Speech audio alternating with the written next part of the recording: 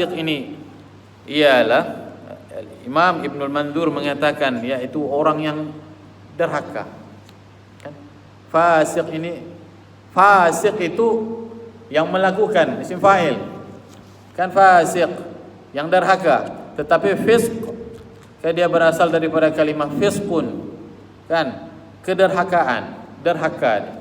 Orang yang derhaka lah. Imam Ibnu Mandur mengatakan ialah fasik ini adalah kederhakaan, yakni meninggalkan perintah Allah dan keluar daripada jalan kebenaran. Itu fasik. Okey, maknanya bila orang yang fasik ini kita nampak dia buat macam tu, maknanya kita perlu tinggalkan orang ini. Dari segi istilah, fasik ini adalah orang yang selalu melakukan dosa-dosa besar dan juga melakukan dosa-dosa kecil. Itu orang yang fasik. Dia selalu melakukan dosa besar dan juga selalu melakukan dosa-dosa kecil. Bukan yang sekali dua dia lakukan dosa kecil ni. Dia selalu buat dosa-dosa kecil. Okey, maknanya dia dikategorikan sebagai orang yang fasik. Imam Asy-Syaukani menyebut kefasikan yang keluar daripada ketaatan itu adalah perbuatan itu terkeluar daripada Islam dan dia boleh dianggap maksiat. Maknanya orang yang melakukan maksiat sama ada kecil, maksiat besar, melihat contoh dia. Maksiat kecil ni dia melihat perkara yang dilarang. Kan? Kita ada mata. Kan? Kita ada mata, kita tertengok. Bila kita tertengok benda yang dilarang, sekali itu mungkin rezeki lah, dia bilang rezeki. Tetapi tidak berganjak dia. Kan ada orang tidak berganjak, dia bilang sekali dia bilang ustaz rezeki, jadi saya tidak bergerak, saya stay begitu, dia bilang. Tidak boleh. Kan? Dia kena tutup pandangan dia. Dan itu antara dosa kecil. Dan sentiasa dia melakukan perkara itu, melihat perkara-perkara yang dilarang ini sentiasa, dan itu adalah dosa-dosa kecil.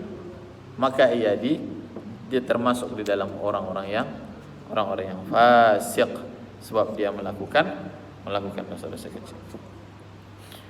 Begitu juga hadis Nabi sallallahu alaihi wasallam, sibabul muslimu fusuqun wa qitaluhu kufrun, yang bermaksud kerana maruah diri muslim itu terpelihara, orang yang memaki itu juga dikatakan dia itu melakukan dosa kerana maruah muslim itu terpelihara. Itu adalah termasuk dalam dosa-dosa kecil. Kita ni kadang-kadang kalau kita terbiasa kata benda yang tidak baik, kan, kadang-kadang bodoh itu juga adalah perkataan yang tidak manis. Kan walaupun dia ada di dalam bahasa Melayu lah, kamus bahasa Melayu kan, tapi orang kita ni kata bila kita cakap bodoh macam tak sedap kan. Jadi bila dia suatu masyarakat tu, uruf dia, kan, kita pernah dengar uruf kan, adat dia, kebiasaan dia, bila dia rasa macam bodoh tu suatu kebiasaan, tidak jadi masalah lah bagi orang tu. Tetapi bila masyarakat kita, contohnya di dalam masjid, perkataan bodoh tu tidak boleh kita dengar. Jadi maknanya uruf masjid ni, bodoh tu jadi suatu kesalahan dan boleh menyakitkan hati orang. Ada orang dia cakap bodoh tidak sakit hatinya, makin dia suka. Bodoh betul kau ni, dia bilang. Biasa saja dia. Tapi ada orang, uruf dia, bodoh tu jadi satu kesalahan dan dia rasa macam, jadi itu jadi satu maksiat. Dan juga bila orang kata dia mengatakan bodoh itu kepada orang itu, dan orang tu sakit hati, itu juga adalah dikira sebagai dosa-dosa kecil. Kerana apa? Kerana setiap manusia itu ada kehormatan dirinya. Tidak boleh kita mengatakan yang begini dengan manusia, yang kau ni begini, yang orang ni begini, orang ni tidak pandai, orang ni kurang begini. Tidak boleh. Sebab setiap manusia itu ada fitrah dia, ada kelebihan dia, diciptakan oleh Allah. Walaupun dia itu kita nampak serba kurang, tetapi pasti ada kelebihannya. Okay? Dan manusia itu secara fitrahnya diharamkan hartanya, dan juga diharamkan diharamkan darahnya. Apa maksudnya diharamkan harta dan diharamkan darahnya? Tidak boleh kita mengambil harta orang ni. Walaupun kita pinjam tak kasih balik, tak boleh. Mesti kita minta pinjam. Ini orang ni orang tu punya.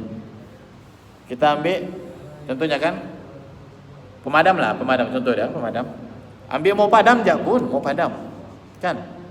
Kita sudah mengambil hak orang itu. Mesti kita minta kebenaran dengan dia. Sebab itu adalah hak dia. Dan orang itu maknanya darah dia. Dia tidak boleh diapa-apakan pun secara dia. Maknanya orang ni, manusia ni, dia ada keistimewaan yang orang kata yang Allah bagi. Manusia itu diharamkan darahnya untuk orang kata selagi dia tidak bersalah, selagi dia tidak dibuktikan kesalahan dia tidak boleh dihukum, dia tidak boleh dituduh, dia tidak boleh apa-apa. Itu manusia, fitrahnya manusia, kan? Begitu juga yang saya katakan tadi, hartanya tidak boleh diambil hartanya manusia ni, apalagi yang berebut harta, kan?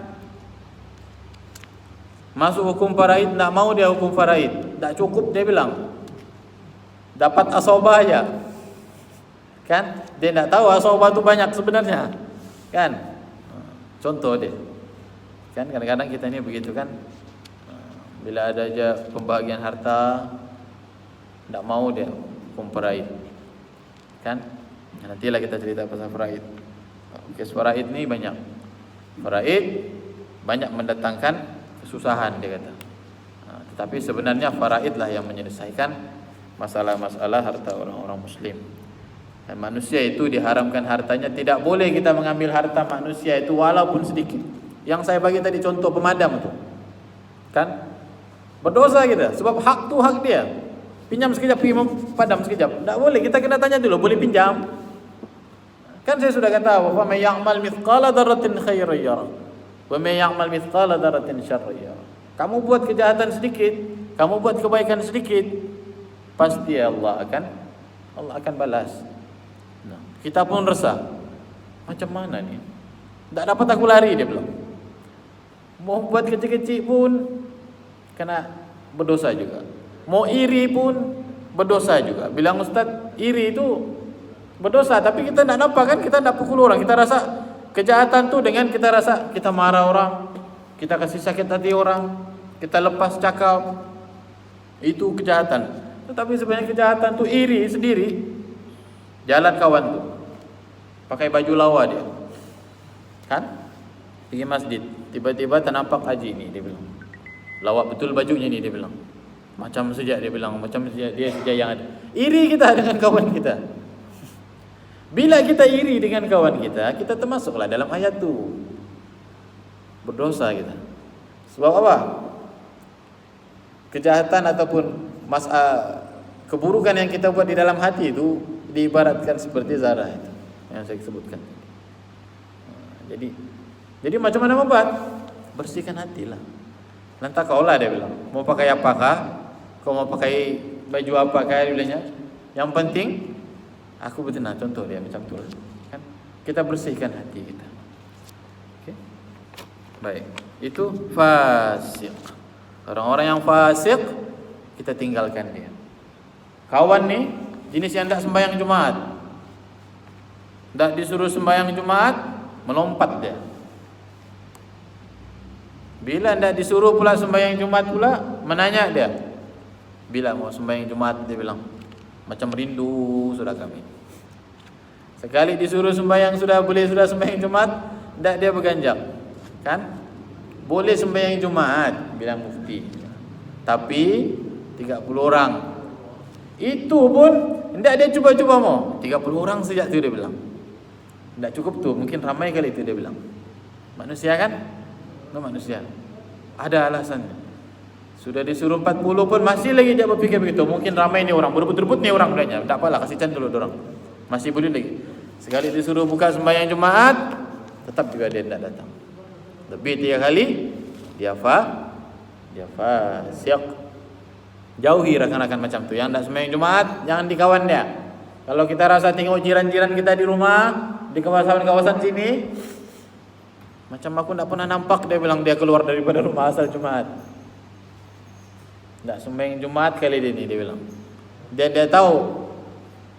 Kita selidik dulu, kita kena tabayun dulu betul-betul ke dia tak sembahyang Jumaat. Sekalinya keluar dari belakang dia, ke belakang rumah.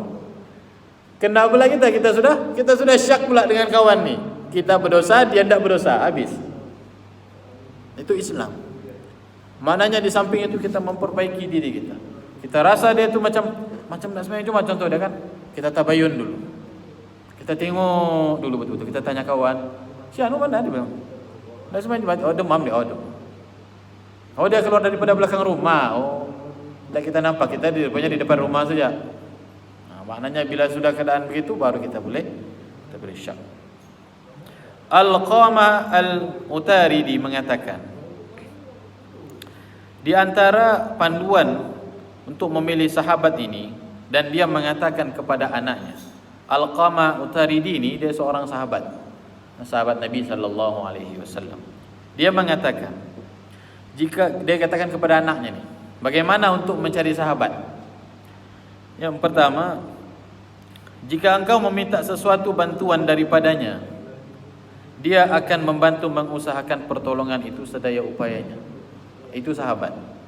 Kalau kita minta tolong dengan kawan, dan kawan tu mesti tolong, nah kita kawan dia. Kalau kita pancit tayar kita di siring jalan, menelpon kawan, dan kawan tu menolong, kita kawanlah dia. Sebab bukan senang mau cari orang yang begitu. Kan? Nah, bagi tahu saja, sibuk aku dia bilang. Ada juga tu tayar SP-nya sebenarnya. Biarlah dia. Kan? Kalau kita rasa kawan tu, kita minta tolong benda yang paling ringan ataupun benda yang paling berat. Susah ni mau minta tolong ni, tapi tak apalah, saya cuba tolong. Kita kawan dia. Kita bersahabatlah dengan dia. Kerana sahabat yang semacam itu adalah yang terbaik. Sebab dia dalam keadaan susah, kawan ni susah, dan pertolongan yang dia minta tu juga terlalu susah, perit. Dan kawan ni juga dalam keadaan susah. Contoh dia apa? Tak payah jauh-jauh. Kawan ni susah, aduh kasihan, ada mau dimakan. Kan? Meneleponlah kawan ni. Ada kopimu, dia bilang. Contohnya. Ada berasmu. Aduh bilangnya, kami pun macam cukup untuk kami saja ni. Macam mana kita mau bagi? Bagilah. Dia tetap bagi juga. Tidak beriman seseorang di antara kamu sehingga kamu menyukai saudara kamu sendiri. Maknanya bila kita suka orang tu, kita akan bagi dia lah. Bagi saja lah. Kan? Apa yang kita ada tu kita bagi je lah. Susah kita mau dapat tu. Sebab dah cukup ni dia bilang. Untuk kita lagi, untuk keluarga lagi, biarlah dulu dia bilangnya. Nantilah. Dan jangan diangkat telefon dia bilang. Biasa begitu kan? Manusia begitu. Apabila kamu meminta sesuatu bantuan, dia membantu mengusahakan pertolongan itu sedaya upayanya, makna itu adalah suatu sahabat yang perlu kita raihkan. Yang kedua, jika dia mendapat sesuatu kebajikan daripadamu, dia akan menghargainya. Kan? Bersedekah kita ni, yang paling ringkas ni sedekah lah ni kan. Kita bagi sesuatu kepada kawan sebelah rumah, sedekah bubur, kan, bubur kacang. Sekalinya, kemarin bubur kacang, hari ini bubur kacang lagi, dia bilang. Malar juga ni bubur kacang. Marah. Tak bersyukur kan? Dia tidak menghargai. Manusia ni tidak menghargai. Sedangkan itu adalah rezeki. Kan? Dia tidak tahu yang di rumah kawan tu ada bubur kacang saja. Dan kawan ni pula pandai masak bubur kacang saja. Berdosa sudah dia. Takkan ada pandai masak, dia bilang. Semua orang pandai masak. Dia sudah syak dengan kawan ni. Dia tak tahu yang kawan ni pandai masak bubur kacang je. Boleh faham tak yang saya cakap ni? Boleh kan? Maksud dia begitulah. Dia maknanya apa yang kita dapat tu, bila kita diberikan oleh orang ataupun kita memberikan sesuatu tu kepada orang dan dia tu menghargainya walaupun kecil. Bila kita nampak dia tu menghargai apa yang kita bagi, itu adalah sahabat yang sejati. Itu adalah jiran yang sejati. Okay? Jika engkau membuat bakti kepadanya, pasti dia akan melindungimu. Maknanya kama tadinu tudan. Sebagaimana yang kau buat kepada orang, begitu jugalah yang kau balas. Kalau dia buat kebaikan kepada orang, yang orang ni juga akan bantu, akan balas balik. Dia akan melindungi. Kan? Begitu juga dengan jiran. Kan? Jiran sebelah ni. Kan? Kita bantu dia. Malam-malam tak ada kawannya. Tiba-tiba minta tolong pergi hospital. Kita bantu walaupun kita mengantuk. Mau tahajud bani dia bilang. Kan? Mana dia bilang bagus? Tahajud kah? Atau tolong kawan? Kawan ni mau minta tolong tengah malam. Dia bangun, dia minta tolong. Ngam-ngam pula. Saya ni mau tahajud. Mana yang baik? Kita bantu orang tu. Kan? Bila kita bantu, sebab apa? So kita balas balik apa yang pernah dilakukan. Kadang-kadang Allah bagi kita ataupun Allah balas apa yang kita buat ni sebenarnya berdasarkan apa yang kita pernah buat. Kan? Kita derma seringgit di masjid, kita dapatlah balik apa yang kita dapat. Kalau kita bagi banyak, kita dapat banyak lah. Kan? Begitulah juga dengan keadaannya. Kalau kita ni kuat menolong orang, kan? InsyaAllah Allah akan bantu kita selaras dengan apa yang kita pernah bantu orang. Wa may yattaqillaha yaj'al lahu makhraja wa yarzuqhu min haitsu la yahtasib. Kita kuat bantu orang, dan kita ni pula tak pernah pula kita ni terfikir, aku ni tak pernah ada masalah, jadi aku tak pernah dibantu oleh orang. Kan? Saya tidak pernah ada masalah, saya tidak pernah membantu orang, saya tidak pernah dibantu orang, tetapi saya sentiasa bantu orang. Jadi macam mana saya mau rasa saya ini dibantu oleh orang? InsyaAllah bila kita dalam kesempitan, wa yarzuqhu min haitsu la yahtasib. Allah bagi kelebihan tu nanti dalam kita tak sangka pun. Min haitsu la yahtasib. Kamu tak sangka pun tiba-tiba ada pula bantu. Itu keajaiban yang akan kita dapat apabila kita berbuat baik kepada orang. Jika engkau berdua berselisih faham, dia akan mengalah dan menjaga ikatan persahabatan itu. Maknanya manusia mesti ada perselisihan. Kan? Macam saya suka betul berselisih dengan si kipas ni. Contoh dia lah kan.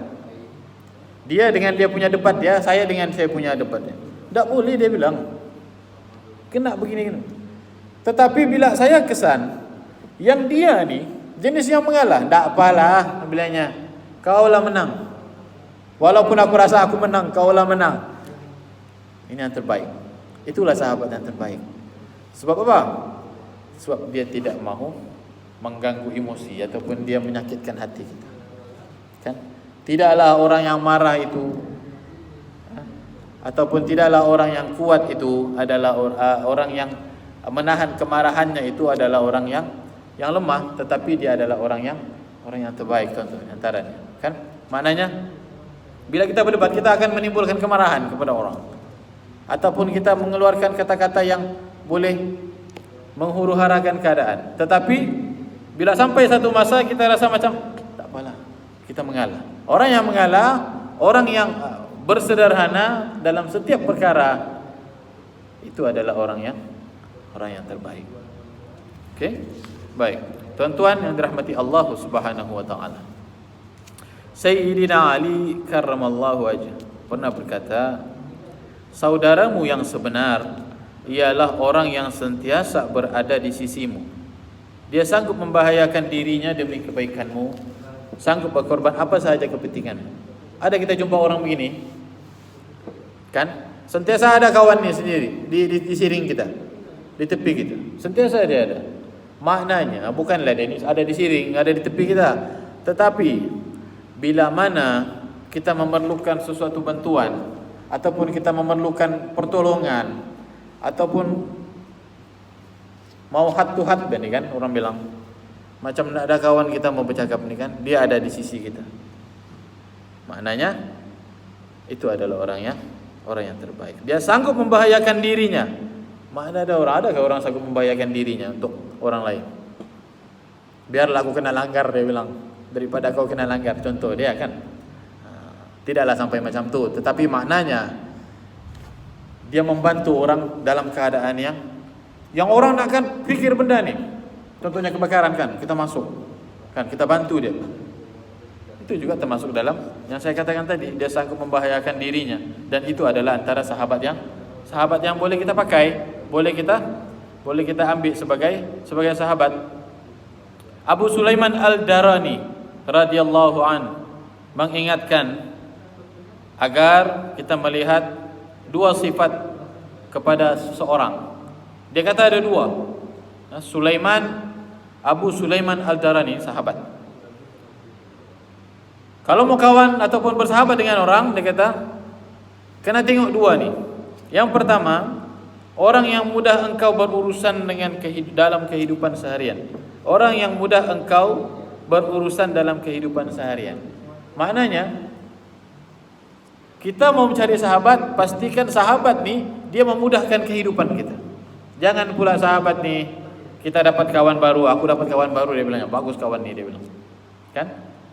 Tetapi kawan ni bila mana dia sudah bersahabat dengan kita, dia ambil peluang, pinjam dulu duit kau, dia bilang. Pinjam dulu itu, ambil dulu ini, pakai dulu ini. Itu bukan sahabat. Kalau dia bayar balik, contoh dia bayar balik, tidak ada masalah lah.